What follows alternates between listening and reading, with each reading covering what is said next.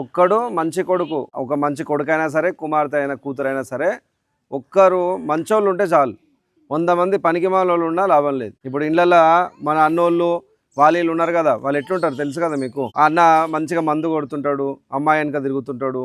నేను బావి దగ్గర నాన్నకి అమ్మకి పని ఉంటే పోయి సాయం చేయడు, ఏదైనా పని చెప్తే వినడు, బలాదురుగా తిరుగుతాడు, ఫోన్లలో గేమ్లు ఆడతారు, బైక్ల మీద వేస్ట్గా తిరుగుతారు, బాధ్యత లేకుండా తిరుగుతారు.